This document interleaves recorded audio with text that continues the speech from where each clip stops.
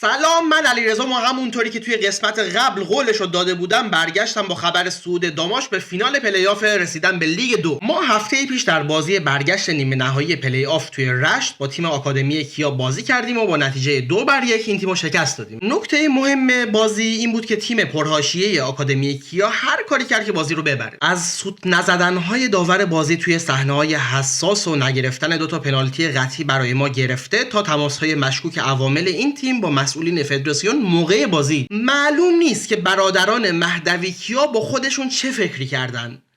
به خاطر یه گل به آمریکا عوامل فوتبال مملکت از سردازیل باید دستبوسیشونو کنن؟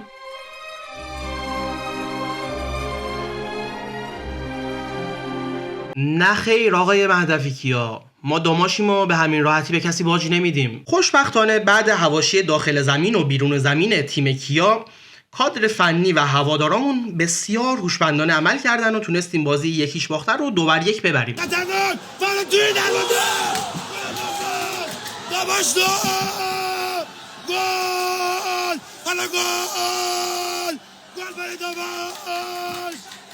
مثل همیشه اگه تا اینجای داماش پلاس رو دیدین خیلی خوبه که این ویدیو رو لایک کنید و لینکش رو واسه دوستاتون ارسال کنید. خب برسیم به ادامه برنامه. ما این فصل کلا 2 تا بازی دیگه در پیش داریم که هر دوتاش با دارایی یا همون بنیامین ورزشی تهرانه. اگه بتونیم در مجموع این 2 تا بازی برنده بشیم میریم لیگ 2 و اگه ببازیم سال دیگه دوباره باید توی مرحله دوم لیگ 3 بازی کنیم. No, God, please, no, no, no, no.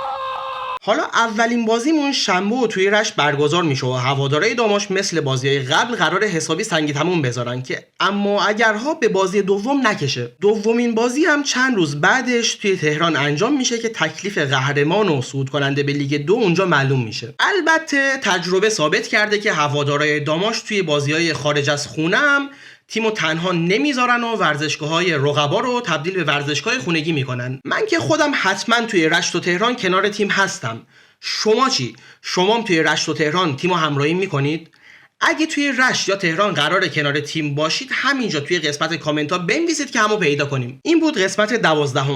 احتمالاً غیر از این قسمت 1-2 قسمت دیگه داماش پلاس داشته باشیم و بعد دیگه برنامه‌ای نداریم تا چند هفته بعد که با فرمت تازه فصل دوم داماش پلاس رو پیش ببریم. تا قسمت بعدی و یه خبر خوش دیگه، فعلا خدافظ.